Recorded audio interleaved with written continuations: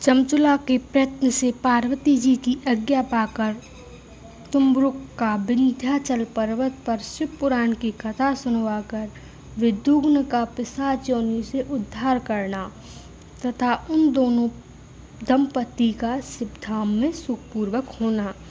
सूत जी बोले, सोनक, एक दिन परमानंद में निमग्न हुई चंचुला ने उमा देवी के पास जाकर प्रणाम किया और दोनों हाथ जोड़कर वह उनकी स्तुति करने लगी। चंचला बोली, गिरिराज नंदिनी, स्कंद माता उमे, मनुष्यों में सदा अपना सेवन किया है। समस्त सुखों को देने वाली शंभु प्रिय आप ब्रह्म स्वरूपिणी है। विष्णु और ब्रह्मा आदि देवताओं द्वारा सेव्य हैं।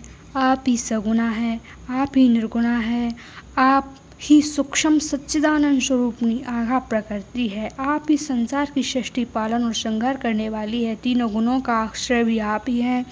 ब्रह्मा, विष्णु, महेश, इन तीनों देवताओं का आवास स्थान तथा उनकी उत्तम प्रतिष्ठा करने वाली परम शक्ति आप ही हैं। सूत जी कहते हैं, सोनक, जिससे सद्गति प्राप्त हो चुकी थी वह चंचुला इस प्रकार महेश्वरी पत्नी उमा की स्तुति करके सिर झुकाए चुपचाप खड़ी हो गई। उनके नेत्रों में प्रेम के आंसू उमड़ आए थे। तब करुणा से भरी हुई शंकर प्रिया भक्त वत्सला माता पार्वती ने चंचला को संबोधित करते हुए बड़े प्रेम से इस प्रकार कहा। पार्वती बोली, सखी चंचुले सुंदरी, मैं तुम्हारी की हुई इस स्तुति से बहुत प्रसन्न हूँ।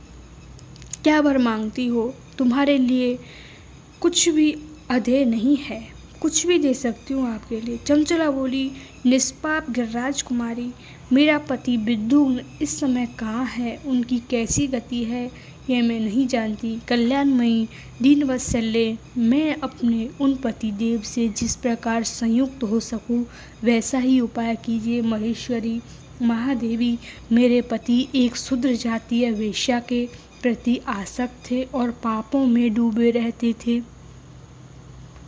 उनकी मृत्यु मुझसे पहले ही हो गई थी, न जाने वे किस गति को प्राप्त हुए हैं।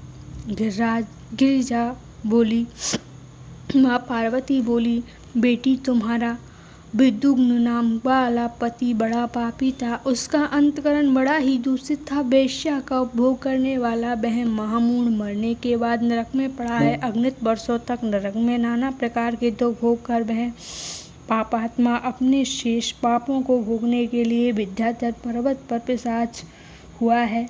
इस समय वह पिशाच अवस्था में ही है और नाना प्रकार के कलेश उठा रहा है। वह दुष्ट वही वायु पीकर रहता है, सदा सब प्रकार के कष्ट सहता है। सोना, गौरी देवी की यह बात सुनकर उत्तम व्रत का पालन करने वाली चंचला उस समय पति के महान दुखों से दुखी हो गई। फिर मन में स्थित करके उन ब्राह्मण पत्नी ने व्यथित हृदय से महेश्वरी को प्रणाम करके पुनः पूछा। चंचला बोली, हे महेश्वरी महादेवी, मुझ पर कृपा कीजिए और दूषित कर्म करने वाले उस दुष्ट पति का अब उद्धार कर दीजिए। देवी, कृतिष्ठ बुद्धि वाले मेरे उस पति को किस उपाय से उत्तम गति प्राप्त हो सकती है, वह शीघ्र बताइए। आप शीघ्र बताइए, आपको नमस्कार है। पार्वती बोली, तुम्हारा पति यदि शिव पुराण की पुराणमयी कथा सुने तो सारी दुर्गति पार करके उत्तम गति का भागी हो सकता है। अमृत के समान मधुर अक्षरों से युक्त गौरी देवी का यह वचन आदरपूर्वक सुनकर चंचला ने हाथ जोड़कर मस्तक झुकाकर उन्हें बारंबार प्रणाम किया और अपने पति के समस्त पापों की सिद्धि तथा उत्तम गति की प्राप्ति के लिए पार्वती देवी से प्रार्थना की कि हे मेरी माता, मेरे पति को शिव पुराण सुनाने की व्यवस्था होनी चाहिए। वह ब्राह्मण पत्नी के बारंबार प्रार्थना करने पर शिवप्रिया गौरी देवी ने बड़ी दया आई। उन भक्तवत्सला महादेवी गिरिराज कुमारी भगवान शिव की उत्तम कीर्ति का गान करने वाले गंधर्वराज तंबुर को बुलाकर उसे प्रसन्नता पूर्वक इस प्रकार कहा। तंबुरो, तुम्हारी भगवान शिव में प्रीति है। तुम मेरे मन की बात को जानकर मेरे अभिष्ट कार्यों को सिद्ध करने वाले हो, इसलिए मैं तुम्हें एक बात कहती हूँ, तुम्हारा कल्याण हो। तुम मेरी इस सखी के साथ शीघ्र ही विंध्यघ्न पर्वत पर जाओ। वहाँ एक महाघोर और भयंकर पिशाच रहता है। उसका वृत्तांत तुम आरंभ से ही सुनो। मैं तुम्हें प्रसन्नतापूर्वक सब कुछ बताती हूँ। जन्म से वह पिशाच विद्युग्न एक ब्राह्मण था। मेरी इस सखी चंचुला का पति था, परंतु वह दुष्ट वेश्यागामी हो गया। स्नान संध्या आदि नित्यकर्म छोड़कर अपवित्र रहने लगा। क्रोध के कारण उसकी बुद्धि पर मूर्छा छा गई। वह अकर्तव्य का विवेक नहीं कर पाता। अवक्षण का सज्जनों देश दूषित। उसके जन्म के बारे में सब कुछ माता पार्वती ने गंधर्वराज तंबुर को बताया। वह और शौनक महेश्वरी उमा के इस प्रकार आदेश देने पर गंधर्वराज तंबुर मन ही मन बड़े प्रसन्न हुए। उन्होंने अपने भाग्य की सराहना की। पश्चात वह पिशाच की सती साध्विक पत्नी चंचुला के साथ विमान पर बैठकर नारद जी के प्रिय मित्र तंबुर वेगपूर्वक विंध्याचल पर्वत पर गए। वहां पहुंचकर पिशाच रहता था। वहां उन्होंने उस पिशाच को देखा। उसका शरीर विशाल, कौड़ी बहुत बड़ी थी।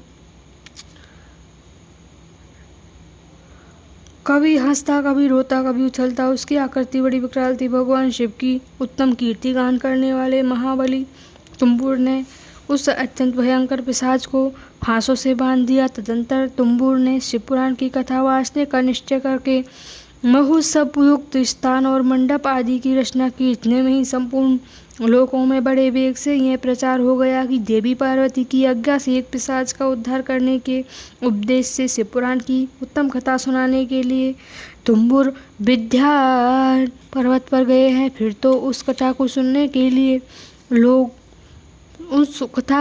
के लोभ में बहुत से देव ऋषि शीघ्र ही वहां जा पहुंचे। आदरपूर्वक शिवपुराण सुनने के लिए आए हुए लोगों का उस पर्वत पर बड़ा उद्भव और कल्याणकारी समाज जुट गया। फिर तंबुर ने उस पिशाच को फांसों से बांधकर आसन पर बिठाया और हाथ में बीना लेकर गौरी पार्वती का कथागान आरंभ किया। पहली अर्थात विघ्नेश्वरी और सातवीं वायु संहिता माँ शिवपुराण की कथा का उन्हें स्पष्ट वर्णन किया। सातों संहिताओं शिवपुराण का आदरपूर्वक श्रवण करने वे सभी श्रोता पूर्ण कृत हो गए।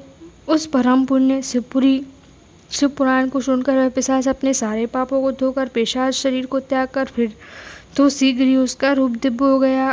कांति गौरव हो गई। शिव शरीर का श्वेत वस्त्र तथा सब प्रकार से पुरुपोषित आभूषण उसके अंगों में अवधूत हो गए, होने लगे।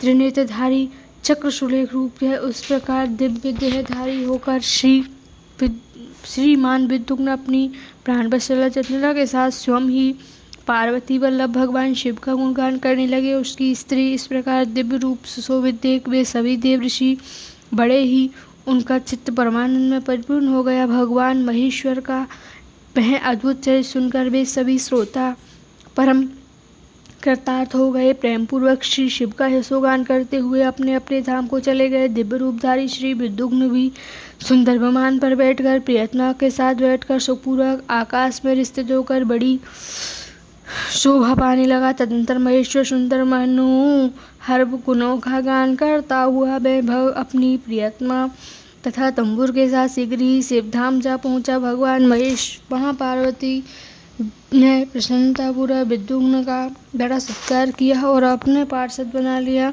उसकी पत्नी चंचला पार्वती की सखी हो गई। वह धनीभूत ज्योति स्वरूप परमानंद सनातन ने अभिचल निवास पाकर वे दोनों दंपति सुखपूर्वक हो गए।